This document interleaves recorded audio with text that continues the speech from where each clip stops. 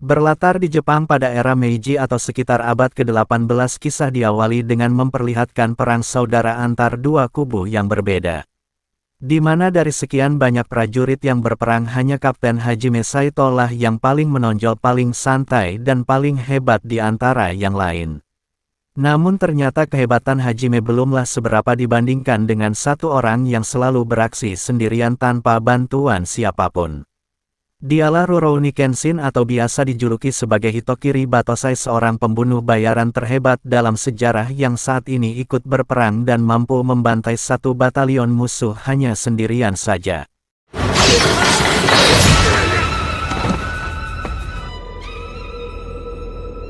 Tidak lama bendera pun diangkat sebagai tanda kemenangan akan salah satu kubu yang berarti perang telah usai. Namun tidak untuk Hajime yang merasa masih belum puas jika belum bisa mengalahkan sang nomor satu yaitu Kenshin. Akan tetapi sang jagoan memilih untuk meninggalkan pedangnya sebagai tanda bahwa ia memilih mundur dan pensiun dari dunia persamuraian.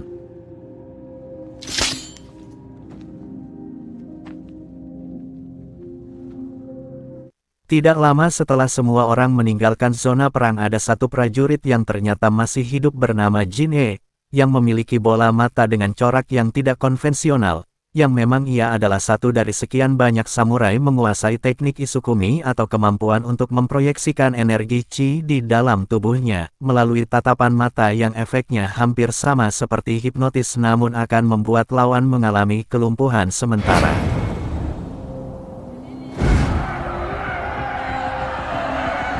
Mendengar banyak suara dari jiwa-jiwa yang mati oleh pedang milik Kenshin, Jin-e memutuskan untuk memilikinya dan berencana untuk menjadi Batosai selanjutnya.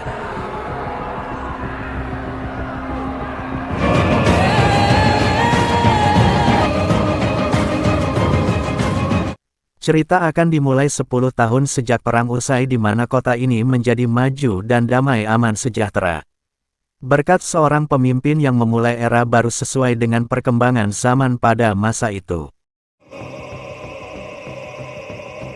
Ketika sebagian yang lain sedang fokus mensejahterakan rakyat, selalu saja ada oknum yang memanfaatkan situasi damai untuk kepentingan pribadi. Yang dalam kasus ini ada seseorang yang bisa dibilang mafia bernama Takeda, atau supaya lebih mudah diingat kita panggil saja si Juragan. Ia diam-diam telah memproduksi opium atau sejenis narkoboy dengan bantuan seorang ahli bernama Megumi bersama dengan rekan-rekannya.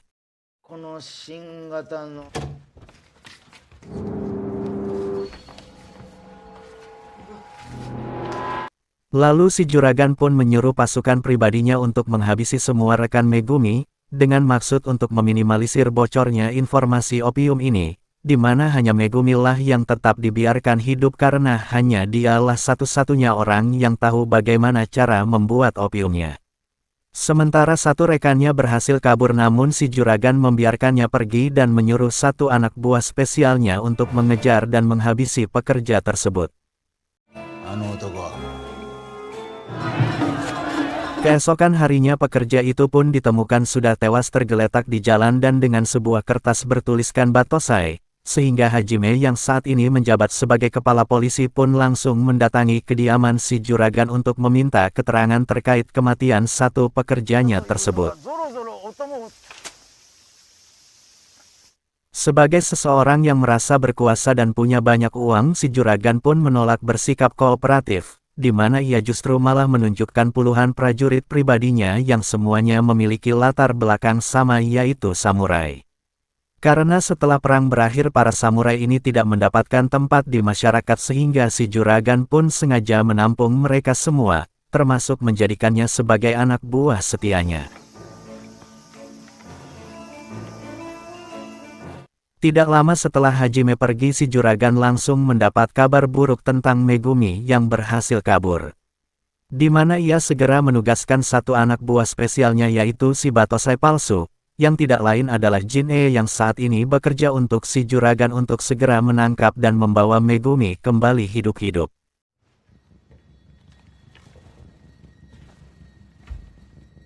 Tidak membuang waktu, Jin-e langsung mendatangi kantor polisi tempat Megumi bersembunyi, di mana ia yang masih ngaku-ngaku sebagai Batosai pun langsung membantai abis semua petugas polisi tanpa tersisa satupun.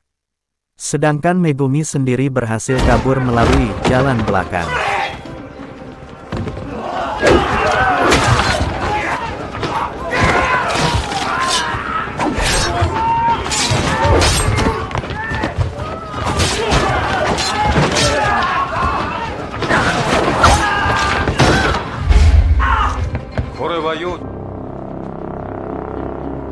Kembali pada jagoan kita semua, yaitu Kenshin yang baru tiba di kota setelah 10 tahun menghilang dari peredaran, di mana saat dia baru selesai beli somai di festival, Kenshin tak sengaja melihat selebaran tentang seorang buronan dengan julukan Batosai si pembantai. Tepat saat muncul seorang wanita bernama Kaoru yang langsung menuduh Kenshin sebagai buronan gara-gara membawa pedang, sehingga Kenshin pun langsung menjelaskan bahwa pedang miliknya adalah pedang dengan mata terbalik alias pedang khusus yang tidak diperuntukkan untuk membunuh.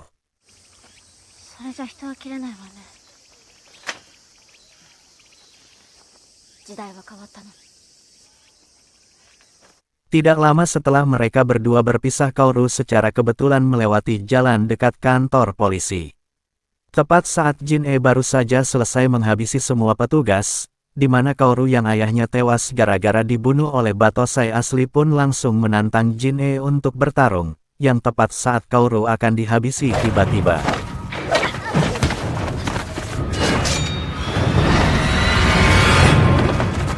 Dari kegesitan dan bekas luka silang pada pipi Kenshin, Jin-e bisa langsung menebak jika orang yang ada di hadapannya saat ini adalah sang legenda, yaitu Batosai asli. Hal itu semakin diperkuat ketika jurus hipnotisnya tidak mempan terhadap Kenshin yang punya energi chi sangat besar. Sehingga daripada membuat dirinya celaka, Jin-e memilih untuk membiarkan mereka berdua pergi tepat saat para petugas baru muncul di lokasi. Untuk menghindari petugas, Kaoru pun membawa Kenshin ke tempat perguruan pedang yang didirikan oleh mendiang ayahnya. Tanpa Kaoru sadari bahwa orang yang sedang bersamanya saat ini adalah Batosai asli yang sudah menghabisi ayahnya dulu.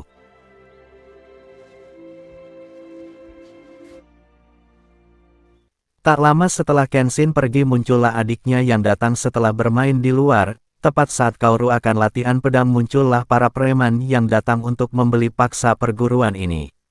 Sesuai perintah dari bos mereka, yaitu si juragan, yang karena Kaoru menolak, para preman pun langsung melakukan pengrusakan termasuk menyakiti Kaoru dan adiknya.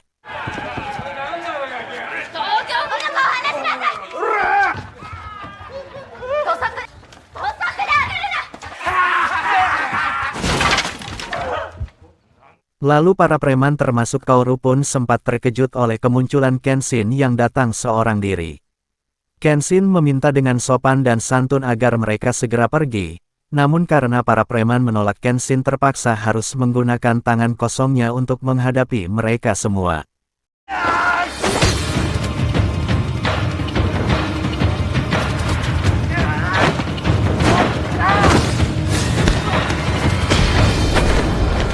Pertarungan pun dilanjutkan di dalam padepokan, di mana Kenshin akhirnya menunjukkan keahliannya dalam bertarung. Yang bahkan satu preman pun tidak ada yang berhasil menyentuhnya.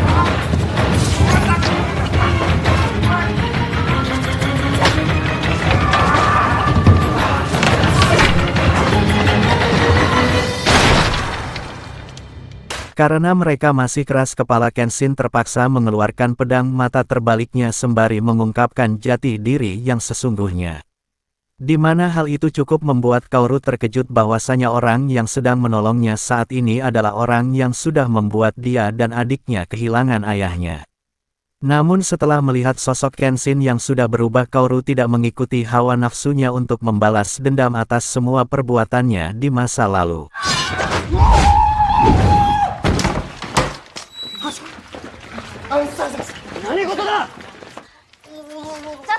Akibat kejadian ini, Kenshin harus dibawa oleh para petugas untuk dipenjara bersama dengan tahanan lain, yang dimana di situ ada seorang tahanan yang merupakan pendekar yang lumayan jago bertarung bernama Sanosuke. Dan tiba-tiba terkejut saat Hajime memanggil Kenshin dengan nama Batosai. 鳥羽伏見の人斬り抜刀罪だと。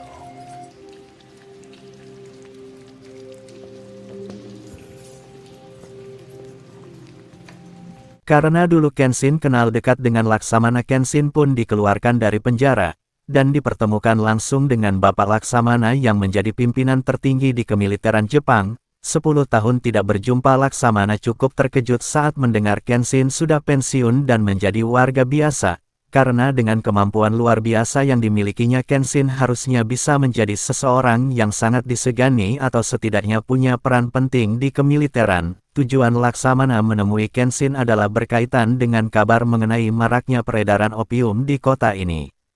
Sehingga demi meningkatkan keamanan, Laksamana ingin meminta Kenshin agar mau meminjamkan kekuatannya sekali lagi untuk memberantas kejahatan. Namun meski Laksamana sudah memohon bahkan menawarinya sebuah jabatan, Kenshin pun tetap pada pendiriannya untuk tidak akan pernah membunuh lagi. Sehingga Hajime yang sangat kesal pun langsung menantang Kenshin bertarung dan berhasil melukai pundaknya hingga berdarah.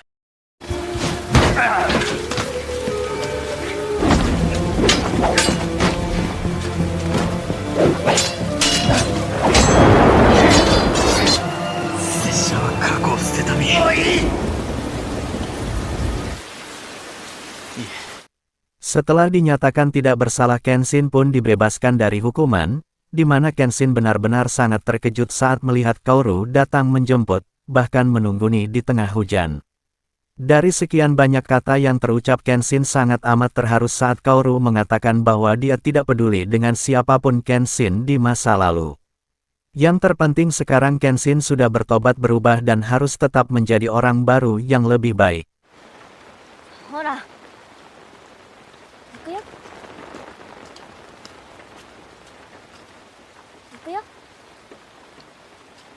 Di saat bersamaan Megumi terlihat masih dalam pelariannya sehingga tak sengaja bertemu dengan Yahiko atau adiknya si Kaoru. Dengan baik hati Yahiko mau membawanya ke padepokan. Setibanya di padepokan, Kenshin, Kaoru dan Megumi pun akhirnya berkenalan satu sama lain, di mana mereka memutuskan untuk tinggal bersama dan saling menjaga satu sama lain. Lalu Kaoru yang memberikan pakaian samurai baru bekas mendiang ayahnya untuk dipakai Kenshin sebagai simbol dari kehidupan barunya.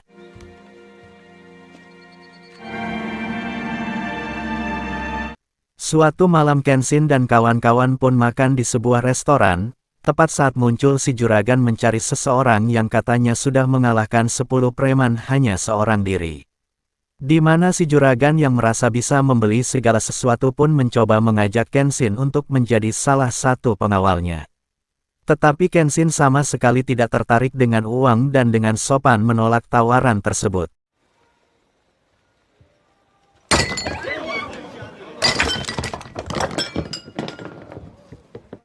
Tak lama muncullah Sanosuke, si pendekar pedang yang dengan sombongnya mengklaim bahwa dirinya jauh lebih hebat dari Kenshin si Batosai. Sehingga apabila Sanosuke senilai dengan uang yang si juragan tawarkan, maka ia harus mengalahkan Kenshin tepat disaksikan oleh semua orang.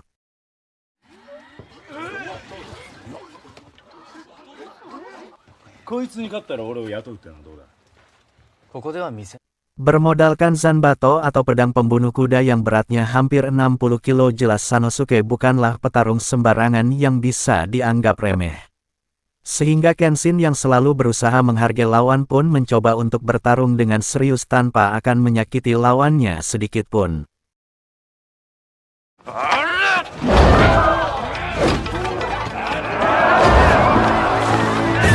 Setelah beberapa kali percobaan, Sanosuke akhirnya capek sendiri.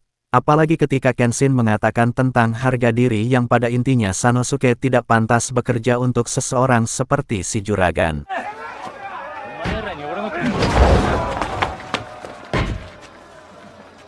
Sehingga Sanosuke pun langsung menghentikan pertarungan dan menyuruh semua orang untuk segera bubar. Beberapa waktu berlalu muncullah wabah penyakit yang membuat banyak warga mengalami demam tinggi setelah meminum air dari dalam sumur yang sama, di mana Megumi yang sudah tahu seberapa licik si juragan pun langsung bisa menebak jika ini adalah ulahnya, demi bisa mengambil alih padepokan dan semua tanah di wilayah ini. Sanosuke yang juga tinggal di kampung ini pun tidak sengaja bertemu dengan Kenshin. Dan mau tidak mau ia harus mengesampingkan egonya dulu yang karena Megumi bergelut di dunia medis dan obat-obatan, ia pun langsung mengkompakkan Kenshin dan kawan-kawan agar segera mengumpulkan bahan-bahan yang diperlukan untuk mengobati semua warga yang sakit. Beberapa jam kemudian kondisi warga akhirnya berangsur pulih berkat kecekatan Megumi dalam mengambil tindakan. Lalu di samping sungai Megumi berduaan dengan Kenshin dan Megumi akhirnya jujur bahwa dia adalah mantan pembuat opiumnya si juragan. Sehingga demi keselamatan semua warga Megumi bermaksud untuk menyerahkan diri kepada si juragan sekaligus membujuknya agar mau menghentikan semua teror ini. Tidak lama setelah Megumi pergi menyerahkan diri, Kenshin menjadi kepikiran dengan nasib Megumi yang dengan begitu beraninya mengorbankan dirinya sendiri demi semua orang. Dengan fakta bahwa dirinya sudah bertobat dan jadi orang baik, alangkah tidak pantasnya ketika ia hanya berdiam diri membiarkan kejahatan terjadi. Sehingga demi untuk membuktikan pertobatannya, Kenshin pun memutuskan untuk pergi menyelamatkan Megumi dengan ditemani Sanosuke. Sanosuke yang memaksa untuk ikut sementara Kaoru dan adiknya diminta untuk tetap di padepokan.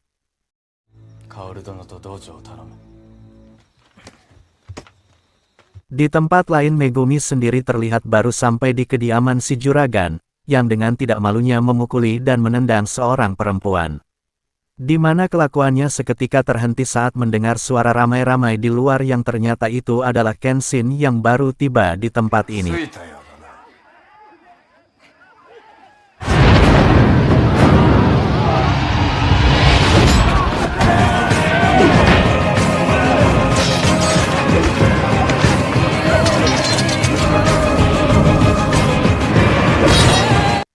Dengan pedang mata terbaliknya Kenshin berhasil menumbangkan para samurai meski hanya mencederai mereka saja. Karena si juragan terus melemparkan uang-uangnya, para samurai yang sebenarnya takut terhadap Kenshin pun terpaksa bangun lagi demi bisa memiliki semua uang tersebut.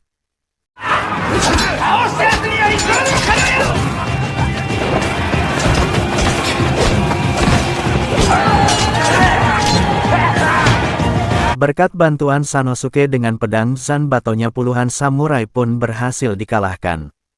Sehingga sekarang giliran mereka masuk ke dalam rumah untuk mengambil kembali Megumi dari si juragan. Tiba di dalam, mereka berdua pun bertemu dengan salah satu pengawal juragan yang merupakan seorang pendeta jago bertarung. Di mana Sanosuke mengajukan dirinya untuk menghadapi pendeta tersebut dan mempersilahkan Kenshin untuk maju duluan. Tanpa menggunakan pedang dan senjata tajam sejenisnya, Sanosuke dan pendeta pun bertarung dengan gaya tangan kosong. Yang mana dua-duanya memiliki kemampuan tinju yang sama sehingga pertarungan pun berlangsung cukup lama sampai-sampai harus makan dan minum dulu untuk memulihkan staminanya.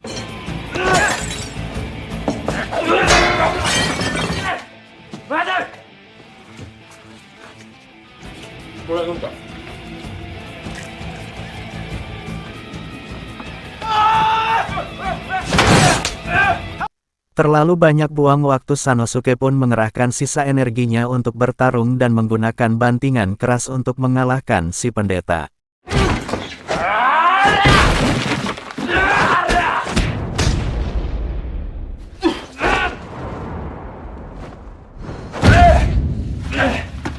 Kembali ke Kenshin yang harus menghadapi samurai bertopeng yang selalu memakai topeng untuk menutupi luka bakar pada wajahnya. Di mana samurai bernama Gein ini pun merupakan satu-satunya samurai yang menggunakan alat modern sebagai senjata bertarungnya.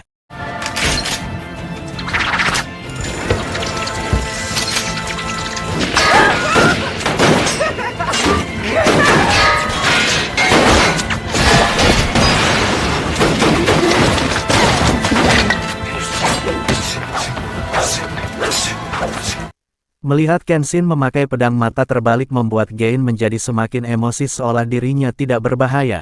Yang karena Gein terus melakukan serangan beruntun, Kenshin pun mulai sedikit serius dengan pertarungannya dan berhasil menang tanpa membunuhnya.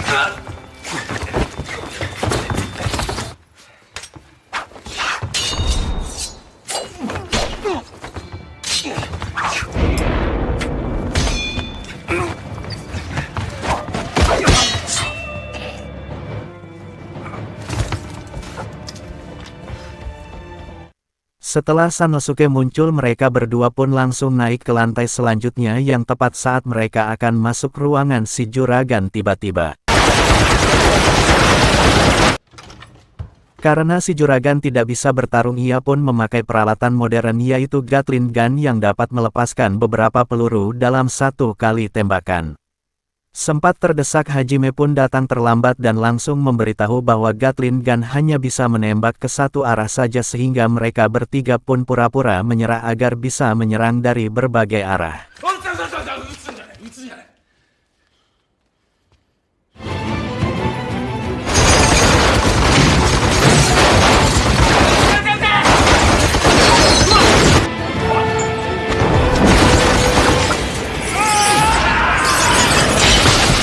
Juragan akhirnya kena mental setelah Kenshin mengacungkan pedangnya tepat di depan mukanya. Yang tak lama setelah mereka berhasil menyelamatkan Megumi, ia pun memberitahu Kenshin untuk segera pergi ke kuil di tengah hutan. Karena saat ini Jin-e sedang menculik Kaoru untuk dijadikan sandranya.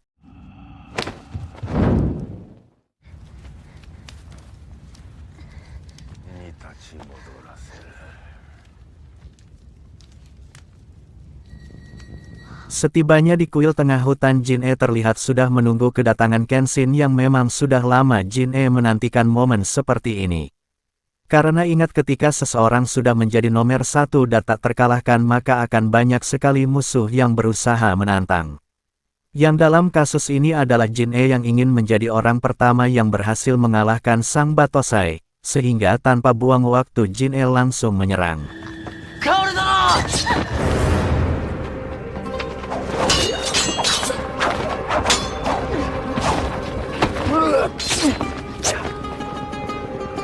Kali ini Kenshin akan cukup kesulitan untuk menang karena Jin-e tidak seperti samurai-samurai lemah sebelumnya yang hanya bisa menggunakan jurus itu-itu aja.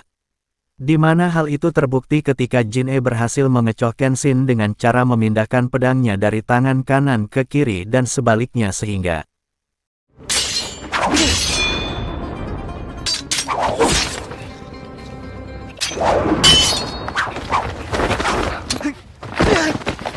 menganggap Kenshin tidak serius bertarung, Jin-e pun menggunakan teknik hipnotisnya untuk membuat Kaoru mengalami sesak nafas dan akan tewas dalam waktu 2 menit. Satu-satunya cara untuk mematahkan jutsu atau teknik tersebut adalah dengan menghabisi pengguna jutsu itu sendiri. Sehingga secara tidak langsung Jin-e memaksa Kenshin untuk menjadi Batosai seperti dulu lagi dengan maksud agar niat tobatnya gagal dan tidak menjadi pribadi yang lebih baik.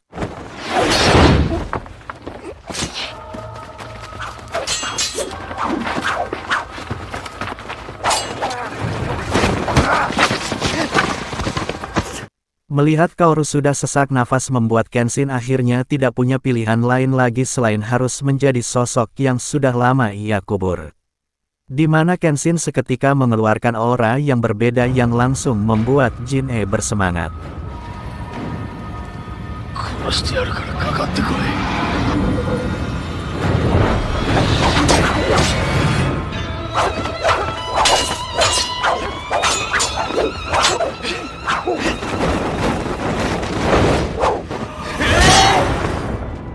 Jika saja mata pedang Kenshin tidak terbalik mungkin kepala Jin-e sudah terbelah jadi 2, karena Jin-e masih keras kepala ingin bertarung sampai habis-habisan. Kenshin pun mulai mengambil kuda-kuda yang dulu ia pakai untuk membantai. Tapi saat Kenshin akan menghabisinya, Kaoru tiba-tiba berteriak pertanda ia sudah pulih dari jutsu tersebut.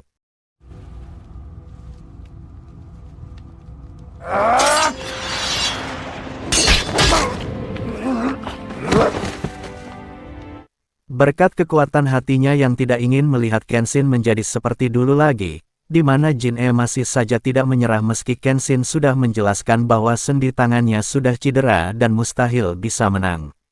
Namun ternyata Jin-e tidak bermaksud menyerang Kenshin melainkan menghabisi dirinya sendiri karena Malus sudah terlanjur berbuat sejauh ini.